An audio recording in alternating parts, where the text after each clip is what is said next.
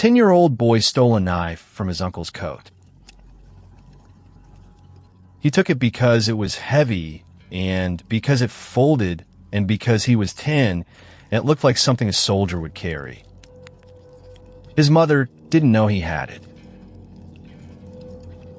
11 days later, that knife was the only thing standing between 70 people and the coldest water in Europe. This is the deadliest shipwreck in human history, 6 times the Titanic. And almost nobody has heard of it, for a reason that is worse than the sinking. January 1945, East Prussia. The town is called Elbing. There is a rumor that has become the only thing anyone talks about.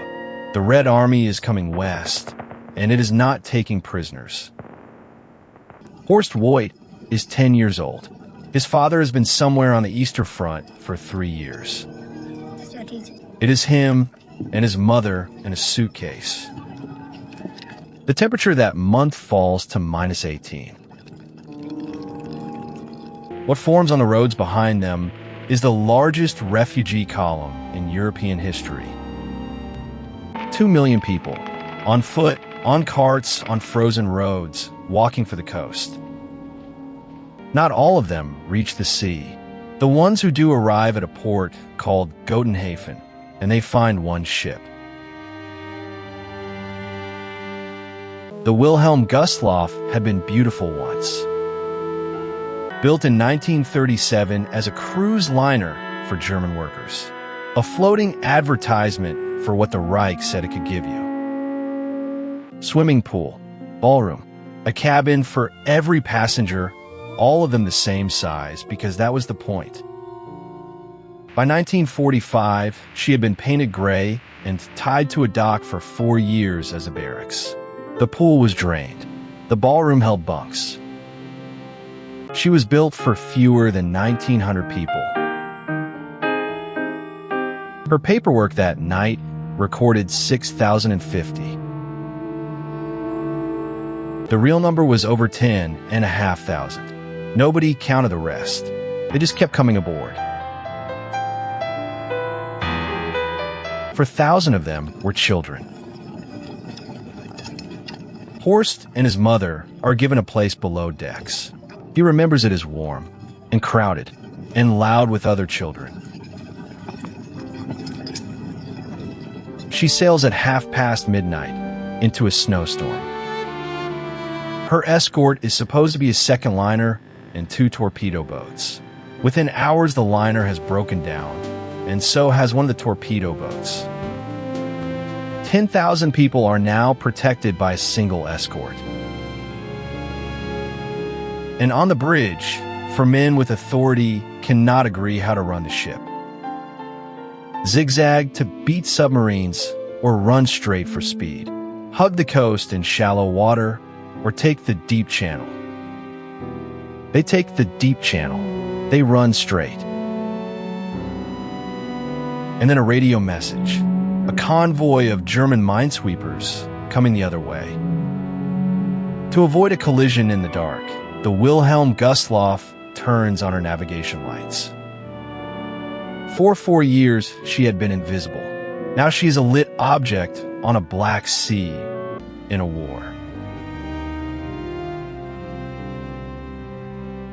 11 miles away, a Soviet submarine has been hunting all night and has found nothing. She is S-13. Her captain is Alexander Marinesco, and he should not be at sea at all. 3 weeks earlier, he vanished for days on shore leave in Finland. His own fleet wanted him court-martialed as a deserter. The admiral made a different decision. Let him sail. Judge him on what he brings back. So S-13 went out as a penalty submarine, under a captain with everything to prove and nothing left to lose.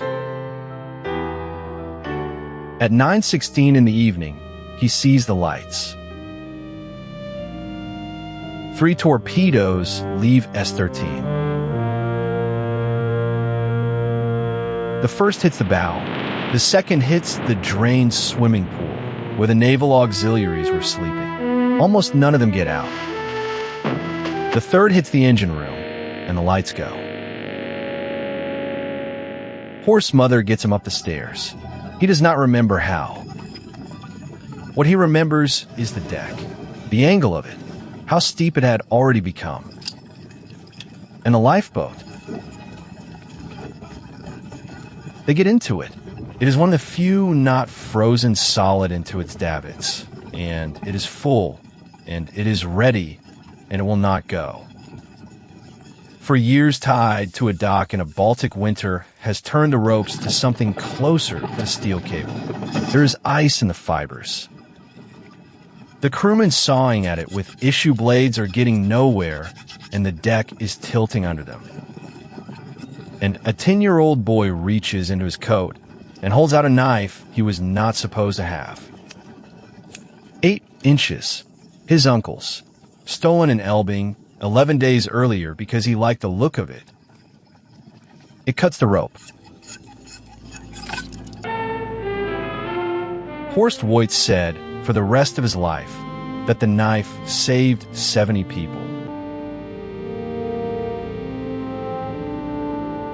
The Wilhelm Gustloff goes down in under an hour.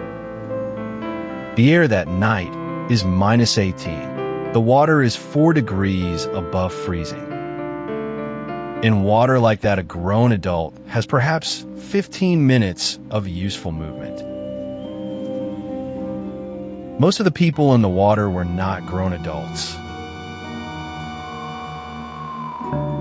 Rescue ships pull people out until the sound stops.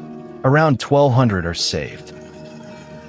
9,343 do not come home. Roughly half of them are children. It is by a distance no other disaster comes close to the worst loss of life in the history of the sea. 6 Titanics in one night. So why does everyone know the name of a ship that killed 1,500 people in 1912, and nobody knows this one? Because the dead were German. Because it happened in the last 100 days of a war Germany had started, in the same winter the camps were being opened and the world was learning what those camps were. There was no room in 1945 for German grief, and no appetite for it afterwards. So 9,000 people became a footnote in a war full of footnotes. Most of them were children who had done nothing to anybody. Horst Woit lived.